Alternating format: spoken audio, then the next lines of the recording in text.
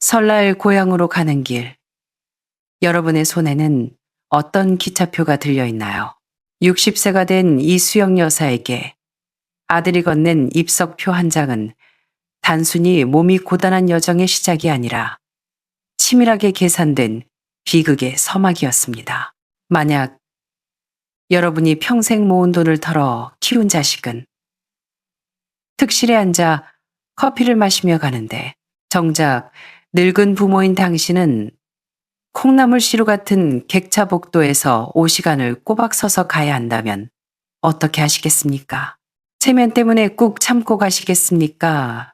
아니면 이재석 주시 설 전날 밤에 모두를 경악하게 할 결단을 내리시겠습니까? 왜 겉보기에 온화하기만 하던 어머니가 갑자기 기차 중간에서 내려 모든 연락을 끊어버렸을까요?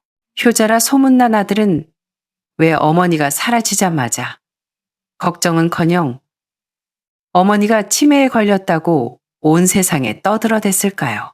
이 뒤에는 등골이 서늘해지는 어떤 진실이 숨겨져 있는 걸까요? 혈육의 정이 약탈의 수단으로 변질된 순간 빈손의 늙은 어머니는 어떻게 반격에 나섰을까요? 오늘의 이야기를 시작합니다. 서울역 대합실. 설 연휴를 앞둔 저녁, 높은 천장이 울릴 정도로 사람들로 북적이는 대합실은 마치 끓어오르는 냄비 같았습니다. 안내방송과 뒤섞인 컵라면 냄새, 사람들의 땀 냄새가 진동했습니다. 제 이름은 이수영, 올해 60입니다. 원래대로라면 지금쯤 저는 설렘으로 가득 차 있어야 했습니다. 몇 시간 뒤면 남편과 평생을 일궈온 고향집, 그곳으로 돌아가 아들네 식구와 함께 둘러앉아 설을 건 수 있으니까요. 이번 설은 몇 년 만에 맞이하는 온전한 명절이라 더욱 기대가 컸습니다. 하지만 인생은 늘 예고 없이 흘러가더군요. 저는 개찰구 인파 바깥에 멍하니 서 있었습니다. 발치에는 남편이 생전에 쓰던 낡은 여행 가방이 놓여 있었고 손에는 제가 직접 담근 김장김치와 반찬이 든 무거운 보따리가 들려 있었습니다. 손바닥이 하얗게 질릴 정도로 꽉 쥐고 있었지만 사실 지금 제 마음이 손바닥보다 더 아팠습니다. 10분 전 하나뿐인 아들 우진이가 제 손에 얇은 KTX표 한 장을 쥐어주었습니다. 어머니, 이번 설표 구하기가 하늘의 별 따기인 거 아시죠? 시스템 열리자마자 다 매진되더라고요. 우진이는 패딩 주머니에서 표 3장을 꺼내며 말했습니다. 이번엔 좌석 2장이랑 입석 1장밖에 못 구했어요. 어머니 평소에 문화센터에서 에어로빅도 하시고 정정하시니까 몇 시간 서서 가시는 셈치고 운동한다 생각하세요. 아들의 목소리는 크지 않았지만 시끄러운 대합실 소음을 뚫고 제 가슴에 비수처럼 꽂혔습니다. 저는 구겨진 표를 내려다보았습니다.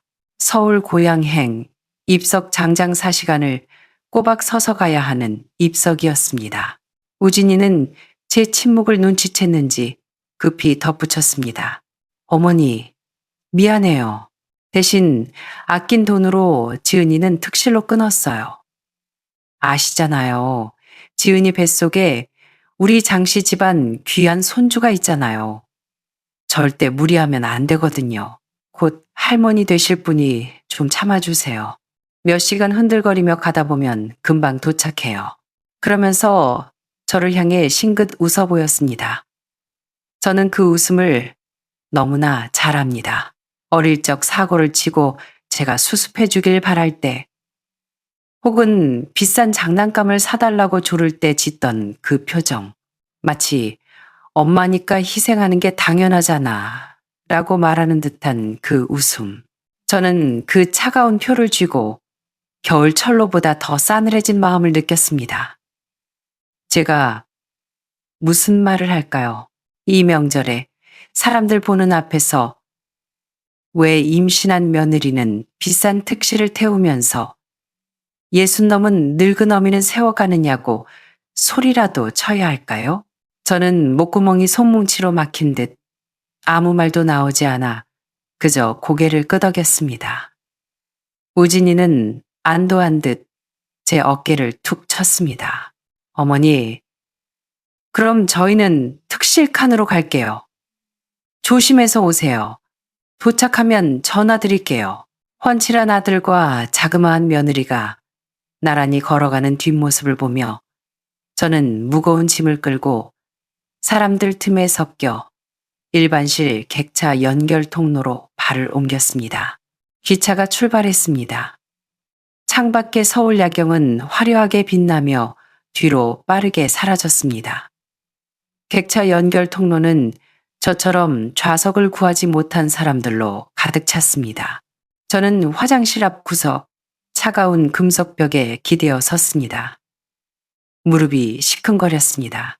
작년 겨울 무릎 관절에 물이 차서 입원했을 때 우진이는 바쁘다며 10분도 채 머물지 않고 갔었지요. 그때 문득 먼저 간 남편 생각이 났습니다.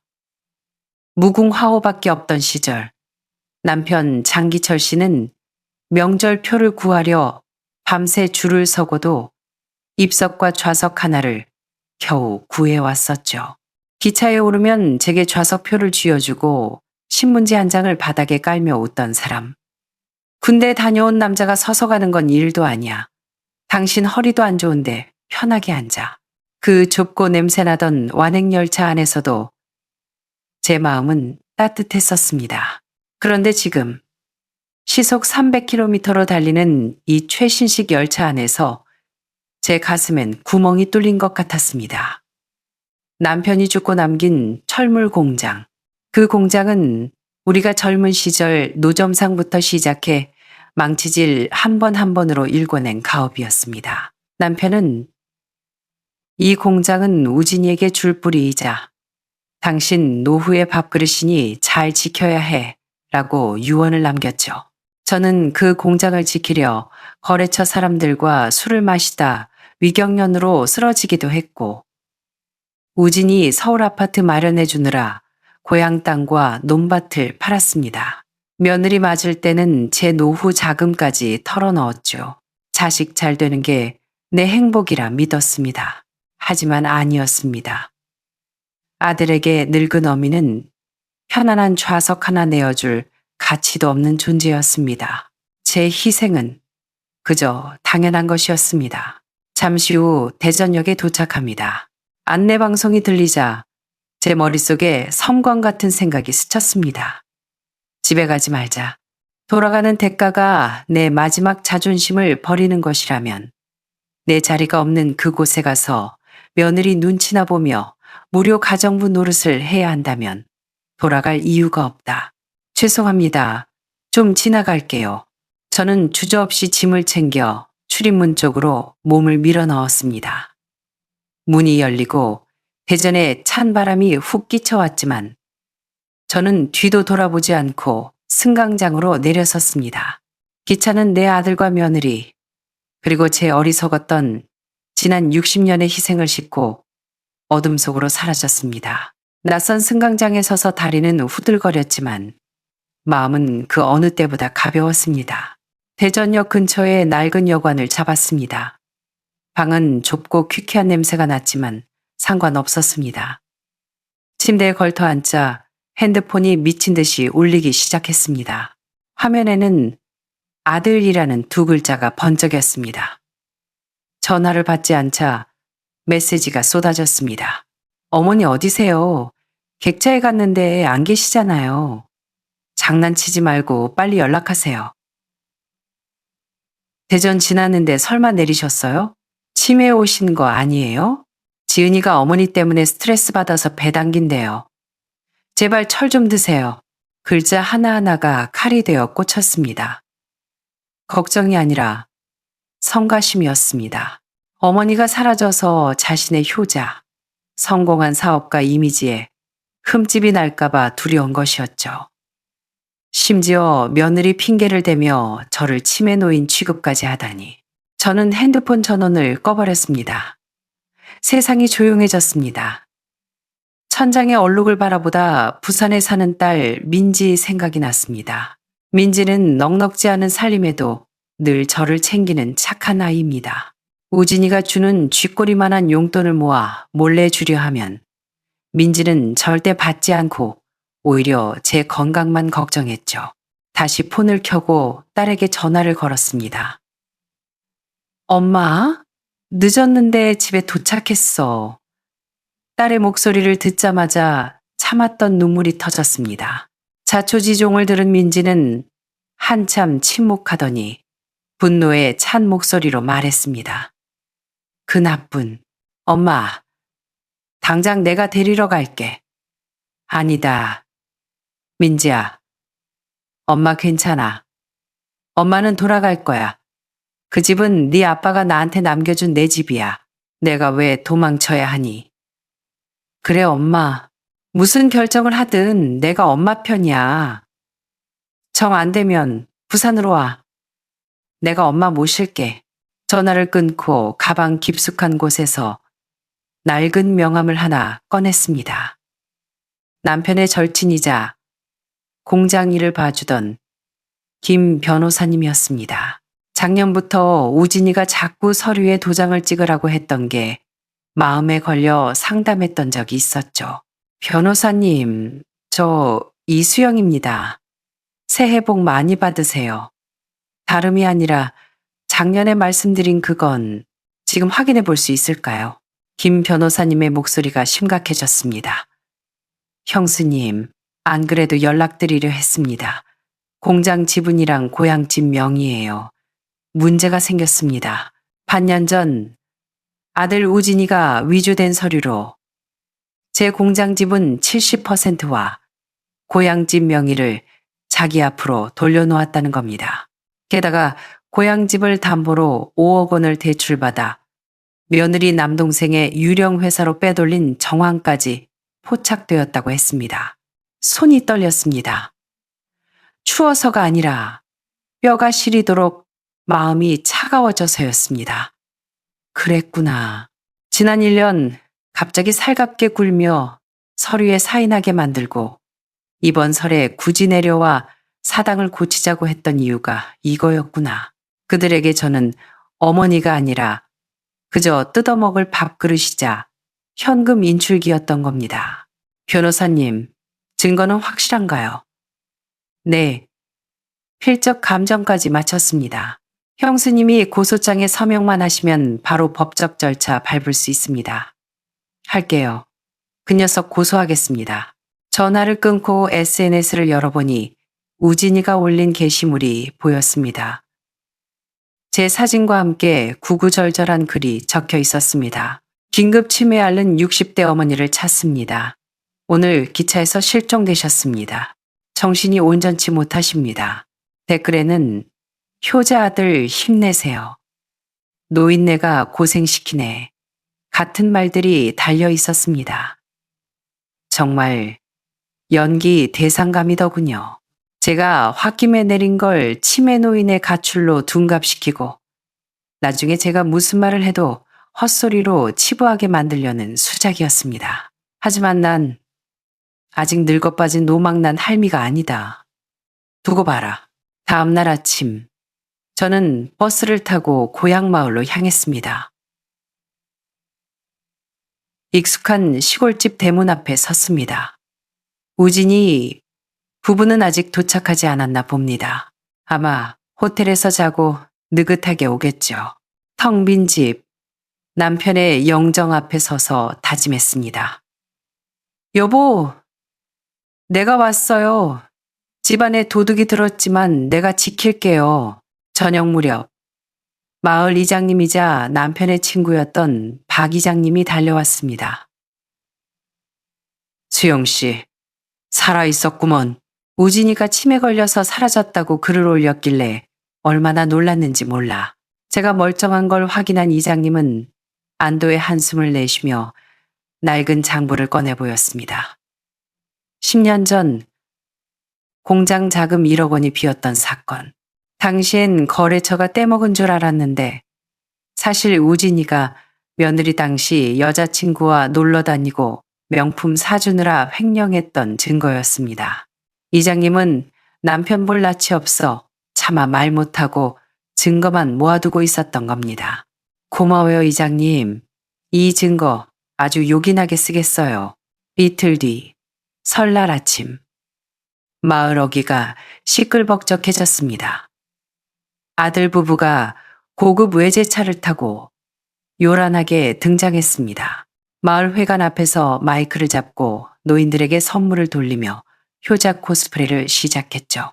어머니가 편찮으셔서 이번엔 못 오셨지만 내년엔 꼭 모시고 와서 이 마을 회관 싹 고쳐드리겠습니다. 며느리 최지은은 옆에서 빨간 코트를 입고 사람 좋은 미소를 짓고 있었습니다. 저는 그때 인파를 헤치고 천천히 그들 앞으로 걸어갔습니다. 음악 소리가 잦아들고 사람들이 웅성거리는 가운데 아들과 며느리의 얼굴이 사색이 되었습니다. 어머니? 여길 어떻게? 저는 아들의 말을 자르고 며느리를 쳐다봤습니다. 며느리가 다급히 팔짱을 끼며 연기를 시작하려 했습니다. 어머님, 어디 가셨던 거예요? 저희가 얼마나 찾았는데요. 치매기가 있으셔서. 저는 며느리의 손을 뿌리치고 차갑게 웃었습니다. 내가 내 집에 왔는데 왜 못 올 때를 온 것처럼 구니. 그리고 마을 사람들 모두가 들을 수 있게 또렷이 말했습니다. 박 이장님, 이 집과 땅 등기 권리증 주인이 누군지 여기 있는 사람들한테 큰 소리로 읽어주시겠어요. 이장님이 등기 권리증을 펼쳐들고 외쳤습니다. 토지 및 건물 소유자 이수영. 장내는 찬물을 끼얹은 듯 조용해졌습니다. 아들의 얼굴은 백지장처럼 하얘졌습니다. 장우진, 네가 내 허락도 없이 명의를 훔쳐갔더구나. 그래놓고 효자 행세를 해? 뻔뻔한 것들. 어머니, 집안 망신시키지 말고 들어가서 얘기해요. 아들이 소리쳤지만 저는 멈추지 않았습니다. 망신? 네가 임신한 처자식은 특실 태우고 늙은 어미는 입석으로 세워보낼 때 이미 망신은 당할 대로 당했다. 내가 너희들 무료 가정부인 줄 아니 사람들의 비난 어린 시선이 아들 부부에게 꽂혔습니다. 세상에 제 어미를 서서오게 했다고 천하의 불효자 놈들. 아들은 고개를 들지 못했고 며느리는 얼굴이 벌개져서 쥐구멍을 찾는 듯 했습니다. 저는 떨리는 손으로 남편이 남긴 마지막 편지를 꺼냈습니다. 박 이장님이 10년 넘게 보관하다 건네준 만약 아들이 폐륜을 저지르면 그때 꺼내보라던 그 편지. 사랑하는 아내 수영에게 당신이 이 편지를 읽는다면 나는 이미 세상에 없겠지. 그리고 아마 우진이가 당신 마음을 아프게 했겠지. 내 탓이오. 오냐오냐 키운 내 잘못이오. 내가 미리 손을 써뒀소. 변호사 통해 공장 집은 당신 앞으로 완벽하게 돌려놨고 숨겨둔 노후 자금도 있어. 아들놈이 당신 눈에 피눈물 흘리게 하면 절대 봐주지 마시오. 그건 당신을 위한 게 아니라 당신이 지켜온 우리 가정을 위한 일이오. 부디 당신 인생을 사시오. 편지를 읽으며 저는 울지 않았습니다. 오히려 남편이 제 곁에서 어깨를 감싸주는 듯한 힘을 느꼈습니다. 저는 눈물을 닦고 아들을 향해, 아니 세상을 향해 고개를 들었습니다. 법정 싸움은 길지 않았습니다. 증거는 명백했고 아들의 사문서 위조와 횡령은 모두 사실로 드러났습니다. 판사는 아들 부부가 불법으로 넘긴 재산을 모두 원상복구하라고 판결했고 그들이 받은 불법 대출금은 고스란히 그들의 빚으로 남게 되었습니다. 아들은 집행유예를 받았지만 빚더미에 앉게 되었고 서울 아파트도 경매로 넘어갔습니다. 모든 것이 제자리로 돌아왔을 때 저는 공장 옆 낡은 창고를 개조했습니다. 이름하여 따뜻한 밥상. 마을의 독거노인들이 언제든 와서 따뜻한 밥 한 끼를 무료로 드실 수 있는 식당을 열었습니다. 딸 민지와 이장님이 큰 힘이 되어 주었죠.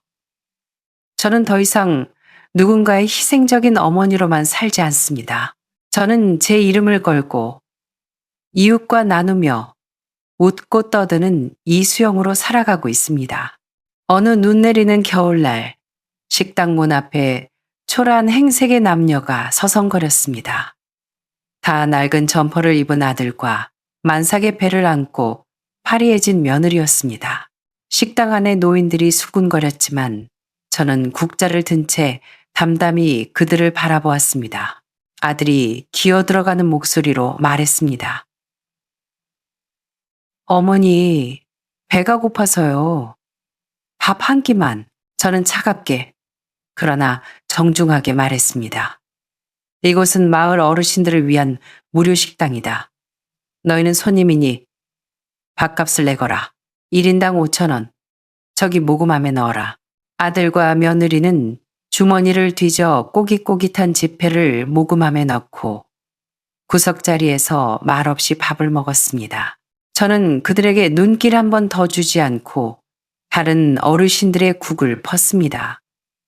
밥을 다 먹은 그들은 조용히 사라졌습니다. 마음 한구석이 아렸지만 후회는 없었습니다. 그날 밤 마을회관 마당에서 설맞이 불꽃놀이가 열렸습니다. 밤하늘을 수놓는 화려한 불꽃을 보며 생각했습니다. 작년 설, 그 지옥 같던 기차 안에서 제가 내리지 않았다면 어땠을까요? 아마 평생을 종처럼 살며 눈물 흘렸겠죠. 인생이라는 기차에서 때로는 잘못 탔다는 생각이 들 때가 있습니다. 하지만 용기를 내어 내린다면 다음 승강장에는 더 멋진 풍경과 진짜 내 삶이 기다리고 있을지도 모릅니다. 지금 고통스러운 기차에 타고 계신가요? 그렇다면 주저 말고 내리세요. 당신의 진짜 인생은 기차 밖에서 기다리고 있습니다. 저는 짐을 싸서 나왔습니다. 갈 곳이 없어 동네 게시판을 보고 보증금 없는 월세방을 구했습니다. 은퇴한 간호사 언니가 내놓은 2층 쪽방. 월세 50만 원. 주인 언니는 저를 보며 오래 있을 거예요 하고 묻더군요. 네, 혼자예요. 오래 있을 겁니다. 그날 밤 좁은 방침대에 앉아 창밖을 보는데 옆집 옥상에 펄럭이는 빨래가 보였습니다. 바람 소리가 덜컹거리는 낡은 방이었지만 이상하게도 마음은 편했습니다. 핸드폰을 켜서 통장 잔고를 확인했습니다. 남은 돈 700만 원. 집을 사기엔 턱없이 부족하지만 저 혼자 입에 풀칠하며 살기엔 충분한 돈입니다.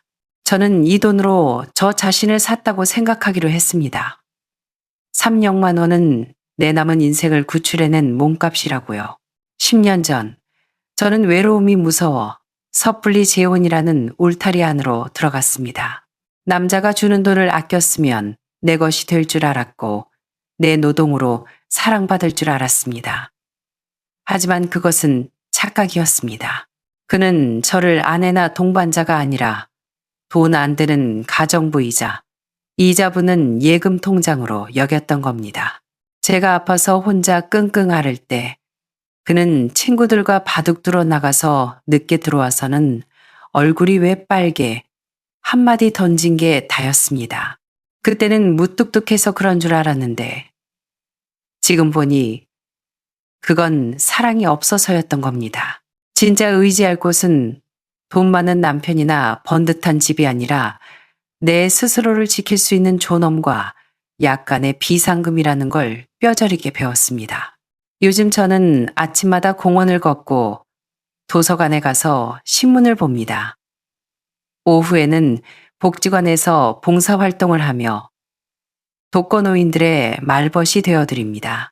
그분들의 눈빛에서 예전의 제 모습을 봅니다.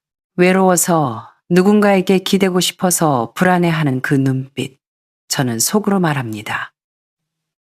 나이 들었다고 해서 불공정한 대우를 참지 마세요.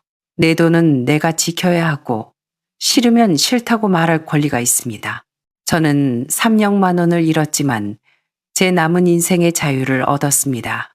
겉보기엔 늙은 여자가 이혼당하고 새빵살이하는 처량한 신세 같겠지만 저는 지금이 그 어느 때보다 당당합니다.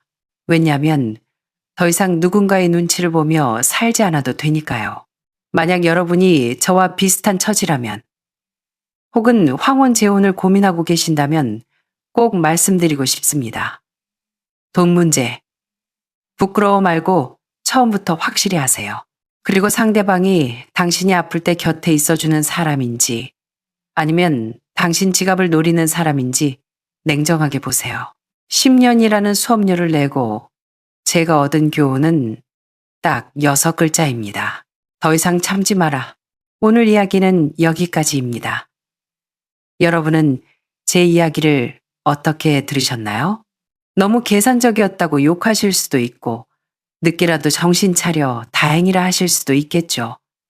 황혼, 이혼, 그리고 재혼에서의 돈 문제. 여러분의 생각은 어떠신가요?